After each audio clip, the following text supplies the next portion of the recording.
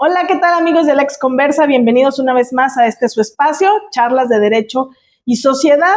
Hoy otra vez me acompaña mi amigo, colega y productor ejecutivo de este espacio, Juan José Castro Rivera. Laura, qué bonita presentación, muchas gracias. Me encantó. Espero algún día, si en una conferencia, alguna presentación del libro, me hagas el favor de presentarme de esa manera. Con mucho gusto, está decretado. Y muchas gracias a ustedes, queridos internautas. Compartan, denle like. Cualquier duda, pregunta, circunstancia que les podamos ayudar, va a ser un entero y gusto placer poder dilucidar cualquier duda. Y pues ahora traemos un tema bastante interesante. Ahora sí estamos de manteles largos para todos los caballeros, papás luchones, sí, mamás luchonas. Y ese tema pues es pensiones. Pensiones alimenticias, pero queremos platicar con ustedes desde un enfoque un poquito diferente. Okay. Estamos acostumbrados a hablar de pensiones cuando son las mamás quienes demandan las pensiones a los papás incumplidos con la manutención de sus hijos. Pero pues la pensión alimenticia tiene otras características, tiene otros enfoques. Una característica de las pensiones alimenticias, por ejemplo, es que es recíproca, quiere decir que también los padres en algún momento pueden reclamar pensión alimenticia a sus hijos cuando ya no pueden valerse por sí mismos, ya sea por cuestiones de la edad o de enfermedad. O platicaba hoy en la mañana con alguien que me decía, entonces, ¿a los cuántos años mi papá ya me puede pedir pensión? O sea, ¿a los cuántos años del papá? Dice yo, no, es que incluso si en este momento tu papá sufriera un accidente que lo deje imposibilitado para seguir trabajando, él pudiera demandar la pensión alimenticia a sus hijos para que lo asistieran en sus necesidades. Ok, para la gente que no es abogada y nos está escuchando o viendo, la pensión no es otra cosa más que te den dinero.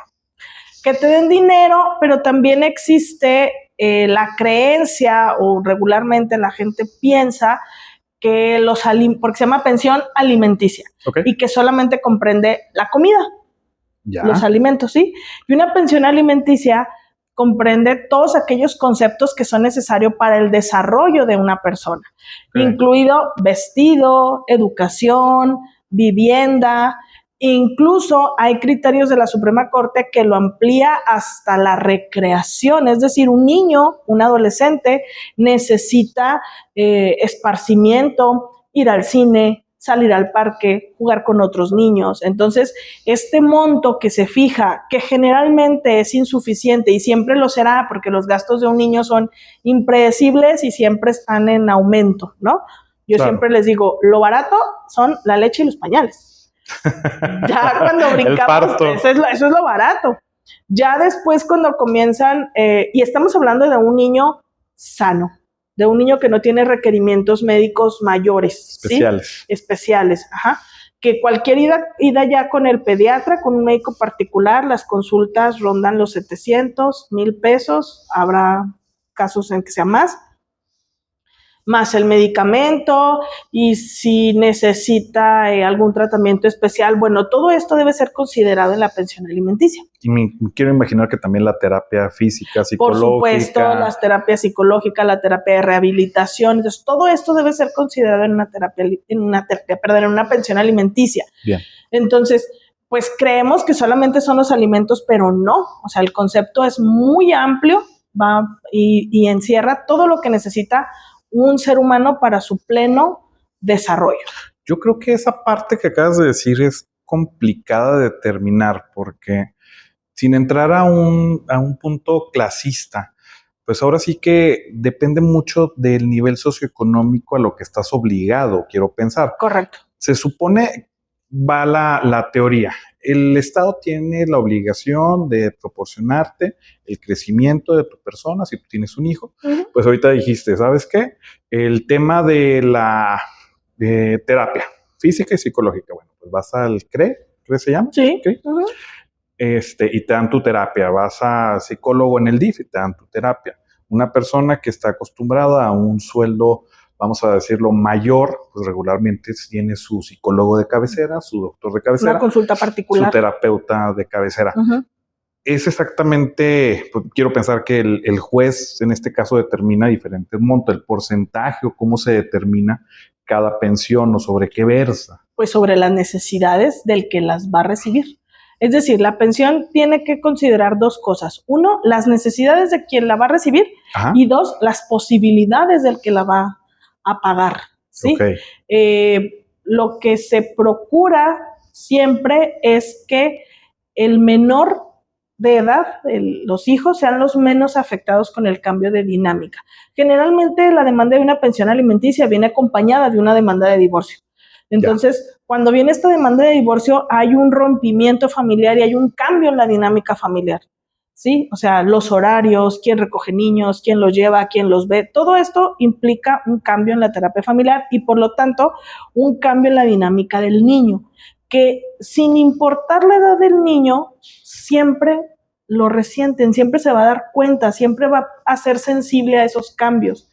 Entonces es cuando entra algunas veces la necesidad de la terapia psicológica y lo que se debe de procurar o lo que se procura pues es que el menor sufra las menores diferencias posibles, ¿sí? La protección al menor. Papá y mamá tienen que procurar que la calidad de vida de este niño y su dinámica familiar se altere lo menos posible. O sea, hay juicios en los que afortunadamente papá y mamá llegan a un arreglo donde mamá lleva al niño en la mañana a la escuela, pero papá lo recoge. Ajá. Entonces, de esta manera, este niño sigue viendo todos los días a papá y mamá. Sí. ¿Sí? O sea, esa es la menor alteración en la dinámica familiar.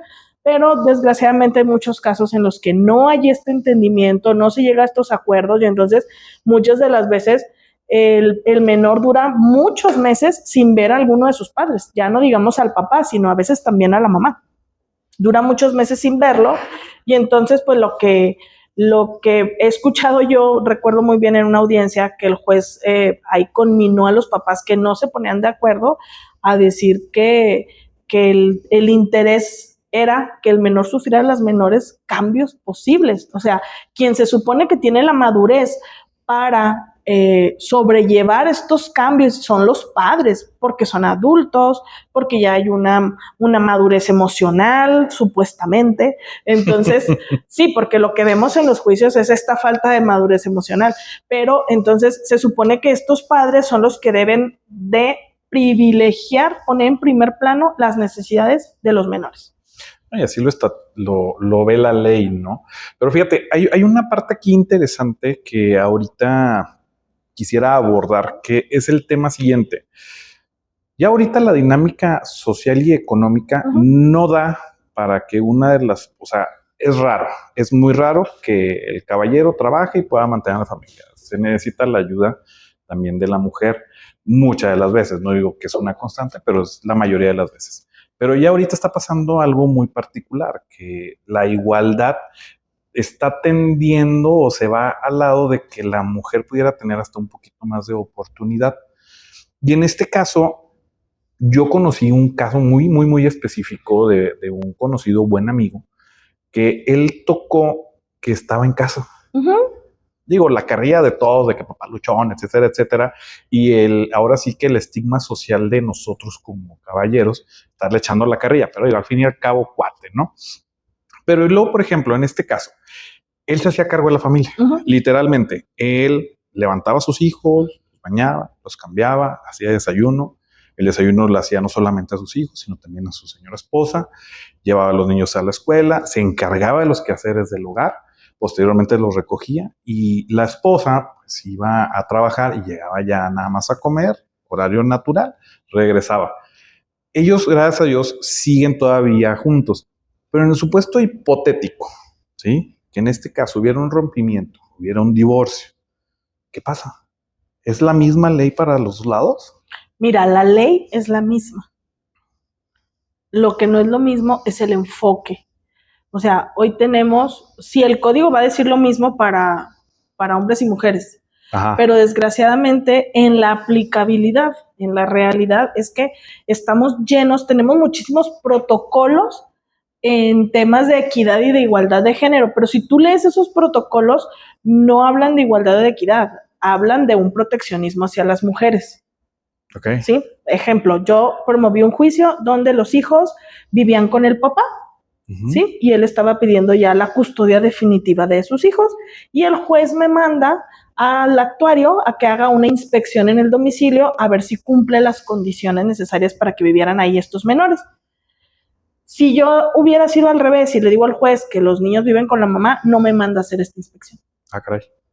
O sea, cuando ha sido así, en los juicios que tengo en ese sentido, no me mandan a hacer esa inspección. Me mandan a hacer la inspección porque viven con el papá, ¿sí? Yeah.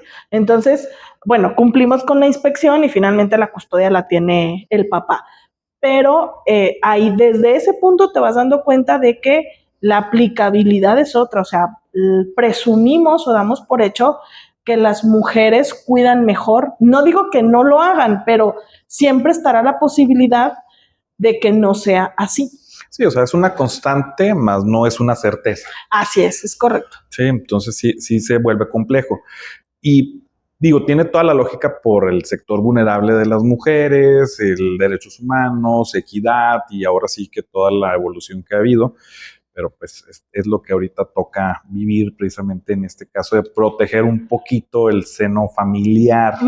Desgraciadamente, como dices tú, es una cuestión de aplicabilidad y de visión al momento de que estamos... En el tema de derechos para mujeres y derechos para hombres, los derechos para mujeres han avanzado a pasos agigantados en la última década, ¿no? Agigantados. Y los derechos para hombres, como ya suponemos que tienen todos los derechos ganados, ¿sí? Se ha quedado un poquito rezagado. Ejemplo que han pasado en los últimos 10 años es antes un matrimonio, trabajaban ambos, pero fallece la señora, entonces el viudo no podía reclamar la pensión por viudez. Ya. Cuando la situación de facto es la misma. Si fallece el señor, la viuda sí podía reclamar esta pensión por viudez. Bueno, actualmente ya puede hacerlo el viudo, pedir su pensión por viudez si fallece su esposa. Pero no existía, o sea, los casos que se lograron fueron a través de la vía del amparo, porque cuando se reclamaba de manera ordinaria, las vías ordinarias, pues la respuesta era no, porque la ley hablaba de la mujer puede reclamar la pensión o la esposa puede reclamar la pensión en caso de viudez, pero no el esposo. El otro caso muy notorio fue con las guarderías. Un papá soltero, vamos a decir un papá viudo, ¿sí? Okay. Fallece mamá y el papá es el derechohabiente del IMSS y llevaba a su bebé a las guarderías y le decían no, porque es un servicio para las madres trabajadoras. Y luego yo quedo con la criatura porque tengo que trabajar. Negaban la guardería. Negaban la guardería al papá, al caballero. Entonces, igual por la vía de amparo, se lograba que recibieran al menor en las guarderías. Ya la ley se modificó en ese sentido, pero era por la vía del amparo que se lograban estos. Sí, pero estás hablando de cuánto tiempo y luego mientras que haces con la criatura. Exactamente. O sea, soy un papá que tiene que trabajar. Sí, es el mismo supuesto para una madre trabajadora. La comida, el vestido, el estudio y todos los gastos continúan. El gasto fijo correcto. Es diario. Entonces, pues estos son de los casos que han caminado en favor de los caballeros contra el avance agigantado que han tenido los derechos van a echar hate, te van a de echar las hate. Mujeres. Yo sé que sí, pero es un hecho innegable, o sea, eso que ahí está la ley. No digo, compartan, no digo que no sea necesario proteger a las mujeres, sigue habiendo casos muy dolorosos de feminicidios, en contra incluso de niñas, de adolescentes. O sea, no digo que no pase y que no lo vayamos a visibilizar y que no sea necesario poner atención, pero hay otros rubros donde sí estamos perdiendo un poquito la objetividad. Sí, pues es que era lo que platicábamos con la licenciada de, creo que de Derechos Humanos, en otra entrevista que platicabas tú, que decías muy puntualmente, pues que hay cosas que son urgentes. Sí, hay cosas que son emergentes, como la protección de un menor, a otro tipo de temas que evolucionan de manera muy rápida y los otros los empiezas a rezagar. Y la sociedad también, pues tenemos la obligación de empezar a empujar. Y desgraciadamente, pues una de las vías, pues son tardados. O sea, la jurisdiccional no es rápida, no es pronta. O sea, interpon tu demanda, te la admiten, si no te la desecharon y cumpliste todos los requisitos y va el procedimiento y la sustanciación natural hasta la resolución, crea un precedente y luego ya posteriormente pues va la modificación. Se supone que un acuerdo de tardar 3 días y a veces se da 3 semanas. O sea, empezando desde ahí. Pues sí. Empezando desde ahí. ¿Cuántos procedimientos no vemos que tenemos que interponer algún amparo indirecto para que el procedimiento vaya Camine. a su cauce y no su cauce natural, camine? Desgraciadamente es triste esa parte jurisdiccional. Pero retomando el tema de las pensiones. Ok, eso es en relación a los niños. A ver, supongamos otro hipotético. Caballero, mamá, papá, mamá. Tiene el papá otra familia. ¿Sí? El hijo de la familia que no es su esposa, en este caso, ¿puede solicitar esa pensión? Claro, no hay hijos de primera ni de segunda clase. Okay. Los hijos tienen, sin importar el estatus legal de sus padres, todos los hijos tienen derecho a la pensión alimenticia en la misma proporción, en igualdad de condiciones ante la ley. Eso sí está más que reconocido igual por la ley y por los tribunales. O sea, y los porcentajes se van exactamente igual. Los porcentajes, insisto, van a ser en base a las necesidades y a las posibilidades de quien los va a pagar. Si de estos dos hijos, uno nacido en el matrimonio y uno no, hay uno que requiere cuidados especiales, atención especial, una condición médica, pues ese es el que va a recibir un mayor porcentaje de pensión, no porque sea hijo del matrimonio o no, sino por sus necesidades personalísimas. Ok, qué interesante. Sí, la verdad sí, es un tema muy interesante porque es el día a día de nuestros tribunales y seguimos teniendo, es nuestro pan de cada día, por eso los juzgados familiares están saturados, porque tristemente hay que recurrir a la función jurisdiccional porque tenemos por ahí muchos papás y muchas mamás irresponsables, tanto en el sentido económico como en el sentido de cuidar a la familia, porque hay muchos papás que cumplen puntualmente con su pago de pensión alimenticia, hay que decirlo, no todos son malos padres irresponsables, no hay que decirlos, hay padres muy cumplidores con sus obligaciones, pero que tienen más de un año que no pueden ver a sus hijos porque las mamás no los dejan, ponen excusas, ponen trabas, se desaparecen. O sea, se van de la ciudad con todos los hijos, hay que estarlas buscando, hay que estar pidiendo auxilio a las fiscalías, que si fuera al revés, pues incluso tendríamos Facebook lleno, ¿no? De buscar a estos papás, se harían marchas, o sea, porque lo hemos visto, ¿no? La denuncia por Facebook es tangible. Uh-huh. El tendedero, saludos a todos los que meten ahí en tendedero. El tendedero de deudores, sí, claro. ¿Puede una deuda de pensión ir a la cárcel? Sí. Ah, caray. Ya puede, porque los derechos de los menores son privilegiados. Ok. Sí, entonces, como lo que se busca es el cumplimiento y el aseguramiento de las necesidades de este menor, ajá, pues se puede pedir la judicialización, bueno, más bien la fiscalización, es decir, llevar a la fiscalía con una denuncia el incumplimiento de esta pensión y se busca. Y hay quien está cumpliendo sentencias por ese concepto. Oye, pero por ejemplo, no es un arma de doble filo, digo, si lo tienes en la cárcel, pues ¿cómo te va a dar pensión? ¿Cómo va a trabajar? ¿Cómo va a producir? Al final, pues lo que se pretende es el bienestar del menor, es que haya flujo para que siga estudiando, para que siga desarrollando. Si, digo, ya ahorita me quedó claro que es para los dos lados, o sea, si por ejemplo el papá luchón... Porque también hay mujeres en Coahuila ya tiene su buró de deudores alimenticios. Entonces, también hay mujeres en ese buró. Ok. Sí, o sea. Pero ese es el punto que quiero llegar. O sea, no es como algo irrisorio. Si lo tengo yo en la cárcel, pues ¿cómo pretendo que haya un pago? Es que después existe, o sea, se pueden buscar bienes que embargarle. Incluso acaba de salir muy reciente la jurisprudencia de la tesis del embargo de las afores. Ok. Sí, o sea, una afore se puede embargar para pagar pensiones alimenticias. Mira hasta dónde ha tenido que escalar la ley, el brazo del juzgador para poder rescatar recursos para proteger, porque hay papás, la típica que sabemos desde siempre, entran a un trabajo, renuncian, se cambian o de plano no trabajan para no pagar pensión alimenticia. ¿Prescribe? No. No prescribe. No prescribe el derecho a la pensión alimenticia. Ahí te va otro asunto. Ya me gustó esto. Porque incluso tenemos el concepto de la pensión retroactiva. Explícanos poquito eso. O sea, yo ya puedo tener, yo a mi edad, ahorita, ajá, a mis años, ajá, puedo, 21. a mis 21, si nunca recibí alimentos de parte de mi padre o de mi madre, puedo ahorita demandarlos ya por mi propio derecho. Las pensiones alimenticias de menores de edad, pues las reclaman las mamás en representación de los derechos de sus hijos. Son las tutoras legales, ¿sí? Que eso es algo que hace falta que lo entiendan también los papás o los demandados alimenticios, porque pues ellos piensan que se está que demanda la señora para ella, y no, demanda en representación de sus hijos, porque obviamente un menor de 6 años no va a poder presentar una demanda él solo, ¿correcto? Me queda claro. Entonces, es la mamá la que demanda en representación de sus hijos, pero si yo ya soy mayor de edad y nunca recibí, y a lo mejor me falta para continuar mis estudios, puedo yo ahora demandar todos esos años que no recibí pensión alimenticia. Y se hacen unos montos muy interesantes, ¿verdad? Pero ahí está abierta la puerta. Ok, por ejemplo, yo conozco varios, el amigo de un amigo. ¿Qué pasó? Él estudió en escuela particular, pero yo recuerdo él que trabajaba y estudiaba, trabajaba y estudiaba, así sucesivamente, y se pagó un nivel de vida interesante o muy bueno, por así decirlo.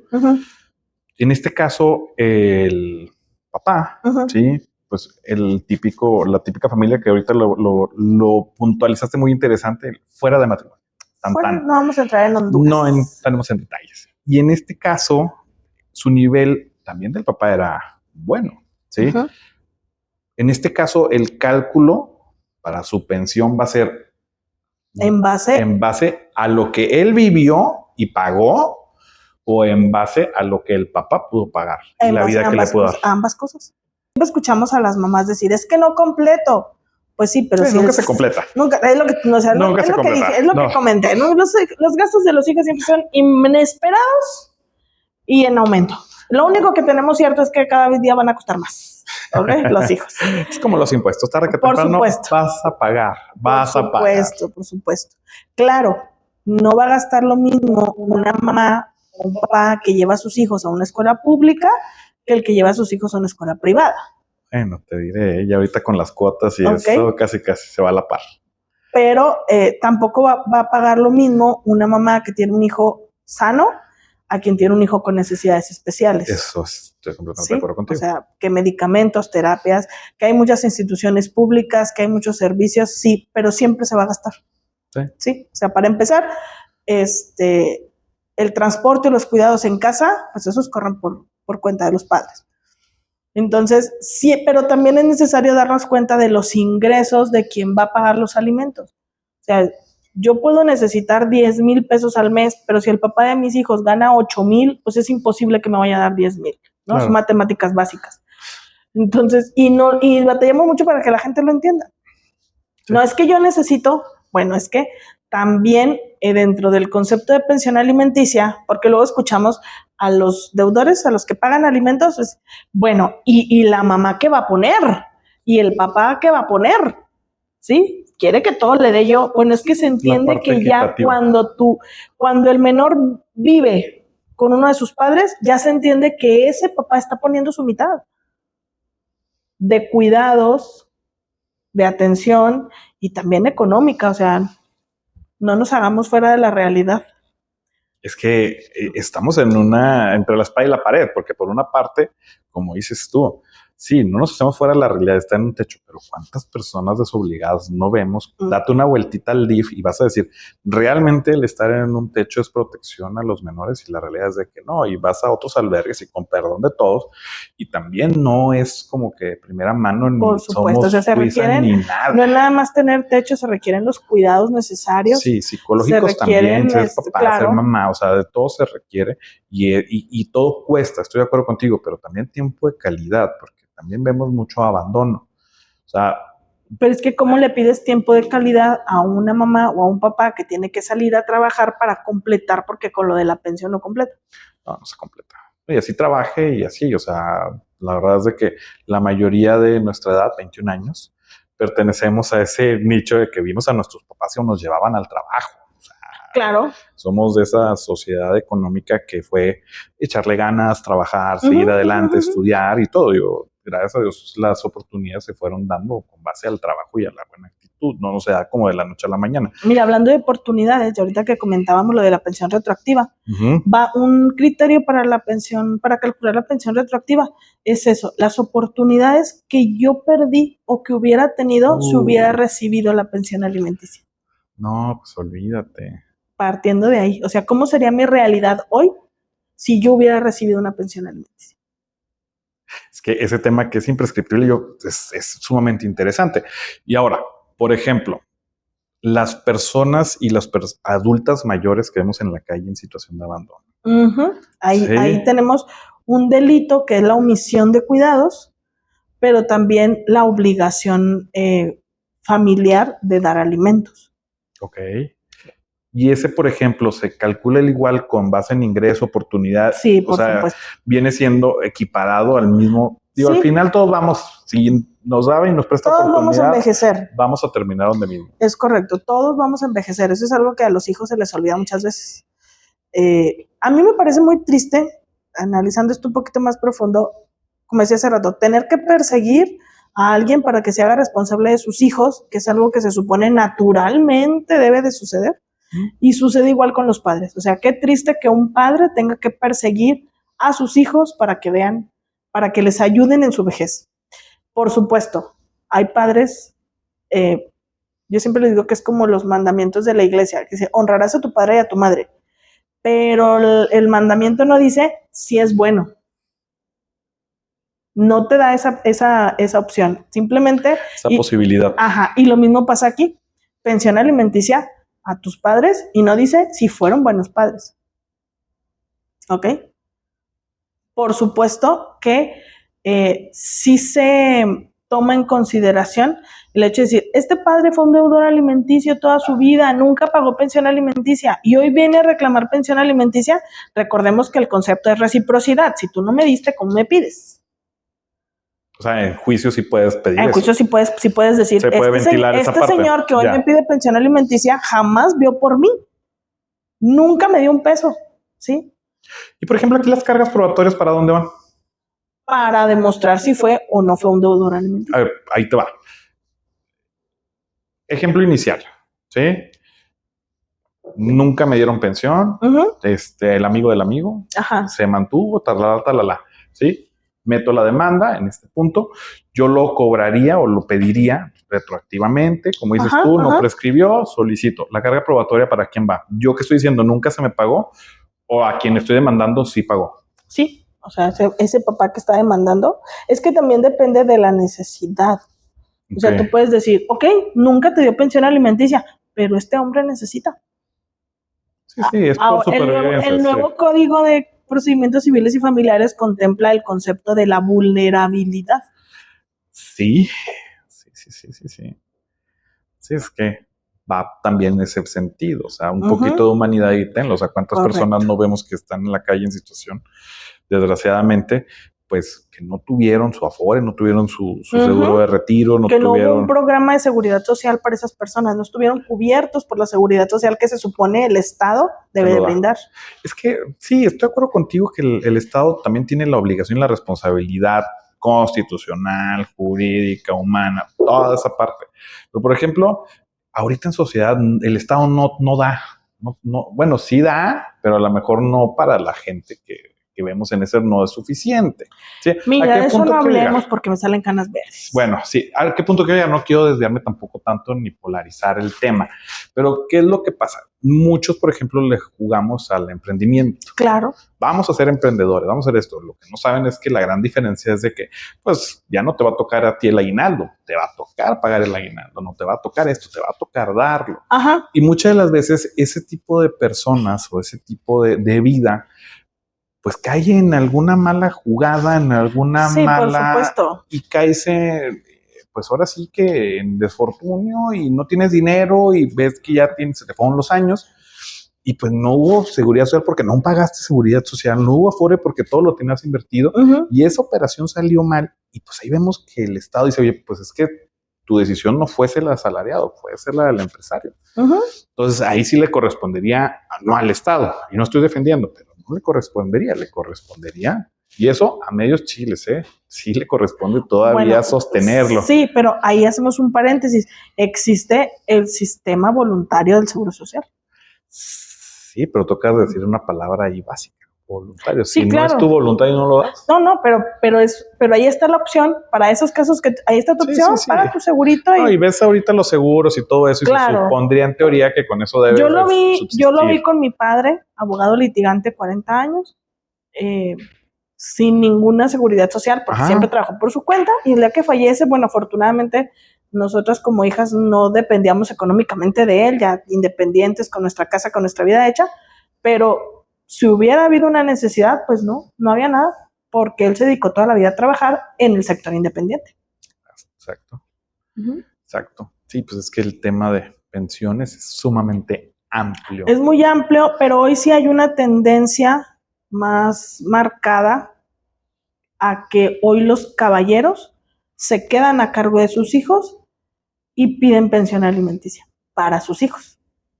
Pues es que, digo, no quiero echar piedras nada por el estilo, pero vemos, por ejemplo, en competencias políticas, elecciones, puestos, que lo compiten 20 caballeros y lo compiten 4 damas. Correcto. ¿Sí? Y 4 damas para 3 puestos. 20 caballeros para igual los mismos puestos. Sí, claro. No los 20, o sea, los mismos. O sea, siempre ha habido mayor apertura históricamente. Históricamente como dijimos hace rato, no es que no se necesite visibilizar los derechos de las mujeres, por supuesto que sí. Y sobre todo, yo siempre les digo, el día del 8 de marzo, ya no nos lleven a las mujeres a las conferencias de los derechos de la mujer, ya sabemos lo que merecemos, ahora lleven a los caballeros para que les expliquen, para que los enseñen, ¿no? Estos temas de las nuevas masculinidades, bueno, para que les expliquen y los enseñen lo que es la verdadera aplicabilidad de los derechos de la mujer en el ámbito laboral, en el hogar, etcétera, etcétera. Eso es lo que hace falta. No, nosotros ya no nos lleven, ya no la sabemos. Falta que lleven a los caballeros, ¿no? A que les expliquen. Pero sí hay una tendencia ya cada vez más visible en los órganos jurisdiccionales a que este proteccionismo que se dio en los últimos años a las mujeres necesita ser revisado en cada caso particular, por supuesto, no es una generalidad, porque existen hombres muy responsables, que muy cumplidos de pagar su pensión alimenticia, que no pueden ver a sus hijos y no hay una resolución, no hay la misma prontitud para atenderlos. Yo creo que un principio de derecho que es el que más se violenta en esto que estás diciendo es igualdad. Por supuesto. ¿Es igualitario o no? Lo que estamos viendo es no. No. Tristemente no. Entonces, pues hay que poner ahí énfasis en lo que estamos analizando y estudiando. Este tema y nos da para muchísimo más. Siempre habrá casos particulares muy dignos de comentar. Pero, ¿qué te parece si lo dejamos para una siguiente charla? Claro que sí, amigos. Suscríbanse, comenten, no avienten hate, puro like, puro me encanta, me gusta. Compartan este contenido con quien le pueda ser interesante o de utilidad. Nosotros estaremos encantados de recibir sus comentarios, buenos y malos, nosotros no nos asustamos. Es broma. Y bueno, aquí nos vemos en una próxima emisión de Lex Conversa. Muchísimas gracias por el favor de su atención. Gracias, cuídense mucho, estamos en contacto.